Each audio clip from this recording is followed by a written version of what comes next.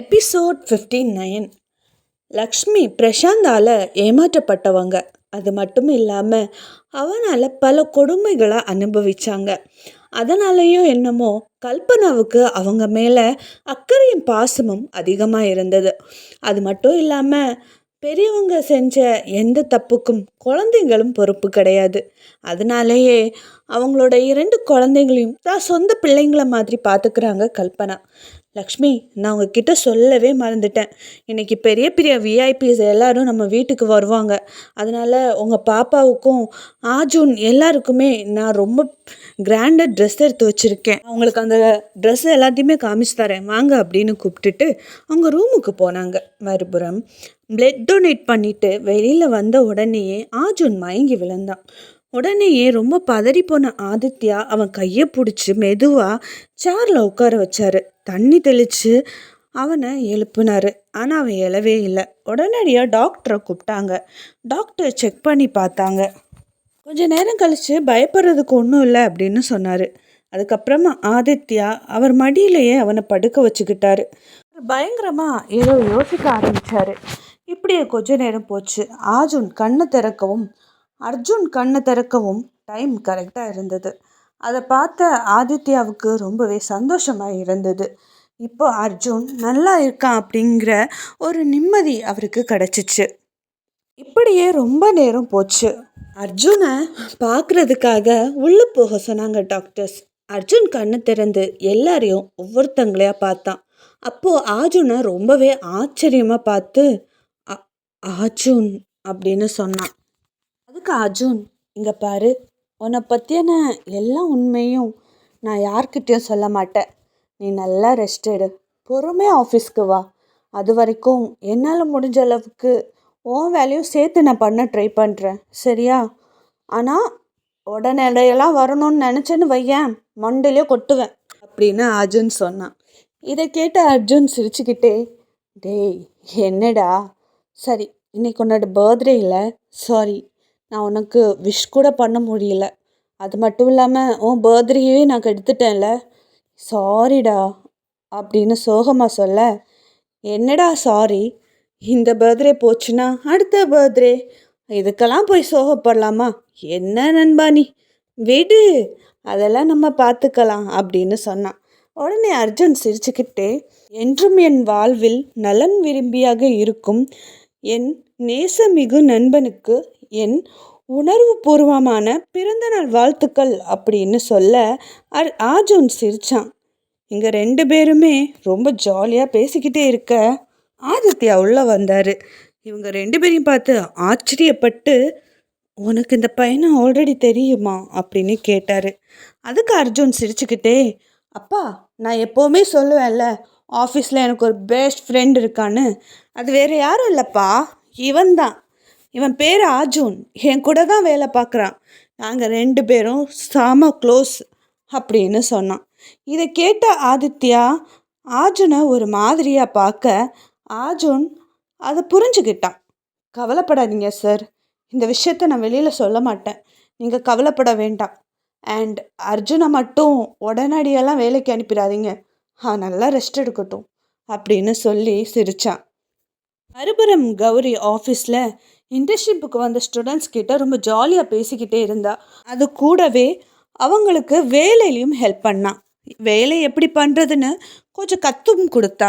கௌரியை அங்கே இருக்க இன்டர்ன்ஷிப்புக்கு வந்த எல்லா ஸ்டூடெண்ட்ஸுக்குமே ரொம்ப பிடிச்சிருந்தது. ஓகே காய்ஸ், நீங்கள் நிறைய வேலை பார்த்துட்டீங்க, இப்போ கொஞ்சம் ரெஸ்ட் எடுக்கலாமா அப்படின்னு கேட்டுட்டு இன்டர்ன்ஷிப் ஸ்டூடெண்ட்ஸை கேன்டீனுக்கு வர சொல்லிவிட்டு, எனக்கு ஒரு முக்கியமான வேலை இருக்குது, நான் முடிச்சுட்டு வரேன் அப்படின்னு சொல்லிட்டு கௌரி அங்கேருந்து போனேன். அப்போது இன்டர்ன்ஷிப்புக்கு வந்த ஸ்டூடெண்ட்ஸ், நான் என்னமோ ப்ராஜெக்ட் மேனேஜர், ஹச்ஆர், டிஎல் எல்லாம் ரொம்ப பயங்கரமாக இருப்பாங்கன்னு நினச்சேன். பார்த்தா நான் நினைக்கிற அளவுக்கெல்லாம் இல்லைப்பா, செம ஜாலியாக இருக்குல்ல. எனக்கு இந்த இன்டர்ன்ஷிப் முடிச்சுட்டு இங்கேயே வேலை கிடைக்கணும்னு ஆசையாக இருக்குது. செம்மையாக இருக்குப்பா இந்த ஆஃபீஸு, இப்படி இருக்கணும் ஆஃபீஸ்னா அப்படின்னு பேசிகிட்டு இருந்தாங்க. ஆமாம் ஆமாம், அது என்னமோ உண்மைதான். நம்ம ஹச்ஆர், ப்ராஜெக்ட் மேனேஜர், அப்புறம் மற்ற ஸ்டாஃப்ஸ் எல்லாருமே ரொம்ப நல்லவங்களாக இருக்காங்க. அதுலேயும் எனக்கு அந்த விஜய் அவரை ரொம்ப பிடிச்சிருக்குப்பா. செம்மையாக ஃபன் பண்ணுறாரு. அவர் ஒருத்தரே போதும் போல் எல்லாரையும் சிரிக்க வைக்க. செம்மையாக இருந்துச்சுல அப்படின்னு பேச ஆரம்பித்தாங்க. அப்போது ஒரு பொண்ணு வந்து, என்னடி சொல்கிற, நீ சொன்ன எல்லாரும் ஓகே தான், ஆனால் அந்த டிஎல், அவன் டிஎல்லாக ஹெச்ஆரா 2 வேலையும் பார்க்குறான் போல், எனக்கு அவனை சுத்தமாக பிடிக்கல. எப்போ பாரு செடு மூஞ்ச உருன்னு வச்சுக்கிட்டு இருக்கான், சிரிக்கவே தெரியாது போல், சிரிப்பை கூட இன்ஸ்டால்மெண்ட்டில் வாங்குவான் போல இருக்கவன் என்று ஒருத்தி கூற, இதை கேட்ட இன்னொரு ஸ்டூடெண்ட்ஸ், ஆமாம் ஆமாம் நீ சொல்கிறது சரிதான், ஆனாலும் ஹச்சா செம்ம க்யூட்டாக இருக்கார்ல, அவர் செம்ம ஸ்மார்ட் தெரியுமா, எனக்கு அவர் ரொம்ப பிடிக்கும், பார்க்க செம அழகாகவும் இருக்கார், ஆனால் அவர் இப்போ இங்கே இல்லை, எங்கேயோ போயிருக்காரு போல் அப்படின்னு ஒரு பொண்ணு சொன்னான். இதை கேட்ட ஒரு பையன், ஏன் உனக்கு அவர் தான் க்யூட்டாக தெரிகிறாரா, நம்ம ப்ராஜெக்ட் மேனேஜர் கௌரி செம்மையாக இருக்காங்கல்ல, எவ்வளோ க்யூட்டாக இருக்காங்க, அப்படி இருக்கணும்ப்பா அப்படின்னு சொல்ல, என்ன அவங்கள சைட் அடிக்கிறியா அப்படின்னு இன்னொரு பொண்ணு கேட்டா. இப்படி இவங்க எல்லாரையும் பேசிகிட்டு இருக்கிறத ஆதி, சந்துரு, கௌரி எல்லாருமே கேட்டுக்கிட்டு தான் இருந்தாங்க. அவங்க பயங்கரமாக சிரித்தாங்க. கேட்ட சந்துரு, பாரா கடைசியில் நம்ம ஆஜூனியாக சிடுமுஜின்ட்டாங்க, அவன் எவ்வளோ நல்லவன்னு இவங்களுக்கு என்ன தெரியும் அப்படின்னு சொன்னான். இதை கேட்ட ஆதி, ஏண்டா நம்மளும் தான் அழகாக இருக்கோம், அது என்னடா கௌரி ஆர்ஜுனை மட்டும் அழகாக இருக்காங்க, க்யூட்டாக இருக்காங்க, ஸ்வீட்டாக இருக்காங்கன்னு சொல்லிட்டு இருக்காங்க, ஏன் நம்மளும் தான் அழகாக இருக்கோம், நம்மளையும் கொஞ்சம் வர்ணிக்கிறது, சரி ஆமாம் நான் ஒத்துக்கிறேன், ஆர்ஜுன் அழகு தான், அதை நான் ஒத்துக்கிறேன், அது என்ன கௌரி அழகாக இருக்கான்னு சொல்கிறது, அவள் கூட பழகினாலே தெரியும் எத்தனை செருப்படி எத்தனை விளக்குமாறு அடின்னு. பாவம் புதுசாக வந்த பிள்ளைங்களுக்கு அதை பற்றி தெரியலை, பழக பழக அவங்களுக்கும் தெரிஞ்சிடும் அப்படின்னு சொல்லவும் ஆதியும் விஜயும் ஹைஃபை பண்ணிக்கிட்டாங்க.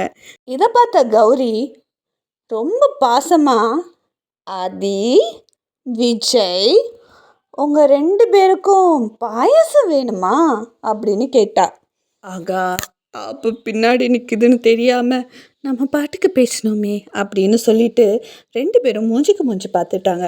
கௌரி, நீங்கள் எதுக்கு கஷ்டப்பட்டு எங்களுக்கு, அதெல்லாம் வேணாங்க கௌரி, ஏன்னா உன் கையால் செஞ்ச பாயசமே பாய்சன் மாதிரி தானே இருக்கும், எங்களுக்கு உயிர் வாழணும் கௌரி அப்படின்னு சொன்னாங்க.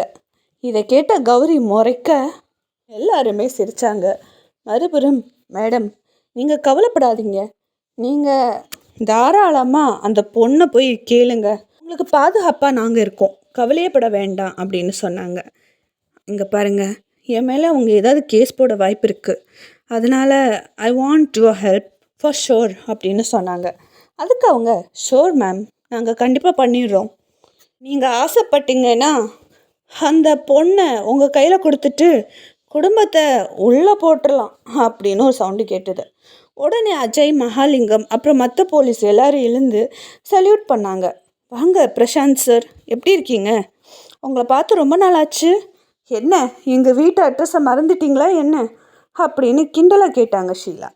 ஐயோ அப்படியெல்லாம் இல்லை மேடம், எனக்கு நிறைய ஒர்க் இருந்தது, அதுதான் உங்களை பார்க்க முடியல, அது மட்டும் இல்லாமல் லக்ஷ்மி திருப்பி வந்துட்டா மேடம் அப்படின்னு சொன்னான்.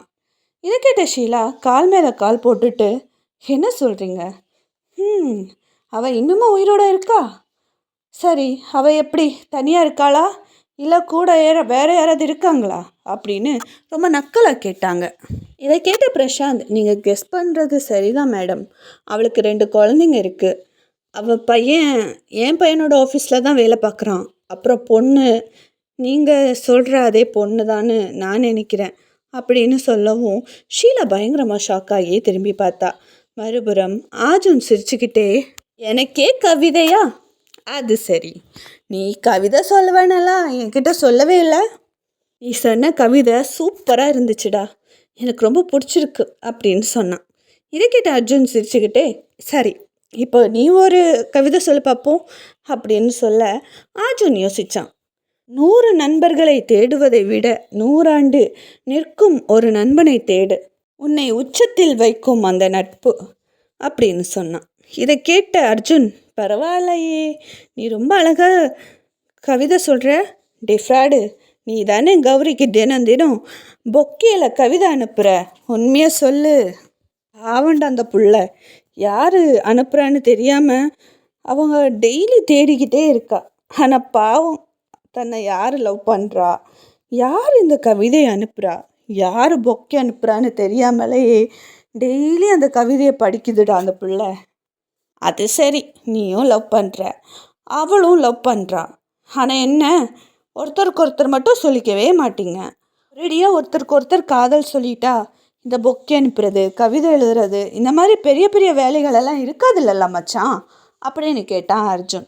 டேய் மச்சான், காதல் ஒருத்தவங்களுக்கு மட்டும் வரதில்லை, நம்ம ஆப்போசிட்டில் இருக்கவங்களுக்கும் வரணும்.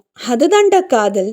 சொல்கிற மாதிரி மேபி அவள் என்னை காதலிச்சிருக்கலாம், ஆனால் என்னதான் காதலிக்கிறாளான்னு உனக்கு தெரியுமா? ஏன்னா நம்மளால் அது சொல்ல முடியாதுல்ல.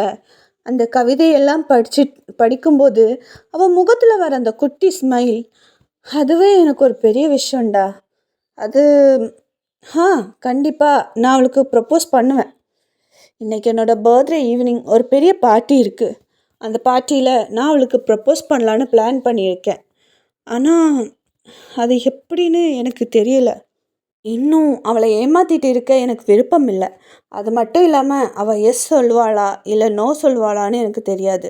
அவளை காலம் முழுக்க நான் அவளை ரொம்ப நல்லா பார்த்துப்பேன். அவள் எனக்கு எஸ் சொன்னான், நோ சொல்லிட்டா அவளுக்கு நான் ஒரு தோழனாக இருப்பேன். அவளை நான் என்றைக்குமே டிஸ்டர்ப் பண்ண மாட்டேன். ஜஸ்ட் அவள் என்னை காதலிக்கிறாளா இல்லையான்னு நான் தெரிஞ்சுக்கணும், அவ்வளவுதான் அப்படின்னு சொன்னான். இதை கேட்டு அர்ஜுன் சிரிச்சுக்கிட்டே, என் அன்பு தோழனுக்கு காதல் வெற்றி பெற என் வாழ்த்துக்கள் அப்படின்னு சொன்னான். அம்மா, ஸ்ருதியை வச்சு ரொம்ப வெறுப்பேற்றிட்டு இருந்தியடா, பாவம்டா. நீ வெறுப்பேற்ற அவள் கடுப்பாகி போயிட போகிறா அப்படின்னு காமெடியாக சொன்னான். இதை கேட்டு அர்ஜுன் சிரிக்க, சரி மச்சான், எனக்கு ரொம்ப நேரமாச்சு, எனக்கு வேலை இருக்குது, இன்டர்ன்ஷிப்காக நிறைய ஸ்டூடெண்ட்ஸ் வந்திருக்காங்க. சிவானா ஸ்டூடெண்ட்ஸை நம்ம ஆஃபீஸுக்கு செட் பண்ணியிருக்காரு. கொஞ்சம் நிறைய வேலை இருக்குது. சரி மச்சான், நான் கிளம்புறேன் அப்படின்னு சொல்லிட்டு அர்ஜுன் கிளம்புற நேரம் அர்ஜுன் அவன் கையை பிடிச்சி அர்ஜுன் அவனுக்கு ஒரு ப்ரெசண்ட்டை கொடுத்தான். சாரி மச்சான், பர்த்டேக்கு என்னால் பெருசாக பண்ண முடியலை. ஆக்சுவலாக நான் உனக்கு பெரிய பர்சனை பிளான் பண்ணியிருந்தேன். ஆனால் அது எதிர்பாராக நடந்த இந்த ஆக்சிடென்ட்னால் அதனால் எக்ஸிக்யூட் பண்ண முடியல. இது மட்டும் இல்லாமல் உன்னோட பர்த்டே பார்ட்டியையும் என்னால் அட்டன் பண்ண முடியல, என்னை மன்னிச்சிடு மச்சான் அப்படின்னு அர்ஜுன் சொன்னான். இதை கேட்ட அர்ஜுன் சிரிச்சுக்கிட்டே, எனக்கு இதுவே ரொம்ப பெரிய கிஃப்ட்டுடா. நீ உயிரோடு இருக்க, நல்லா இருக்கல, அதுவே எனக்கு போதும். அதனால் நீ ஃபீல் பண்ணாத அப்படின்னு சொல்லிட்டு அந்த கிஃப்ட்டை ஓப்பன் பண்ணி பார்த்தான். அதில் இப்போ புதுசாக லான்ச் பண்ணியிருக்க ஒரு விலை உயர்ந்த ஒரு டிஜிட்டல் வாட்ச் இருந்தது. அதை பார்த்த உடனே ரொம்ப ஷாக்கான அர்ஜுனை பார்த்தான். உறவு மலரும்.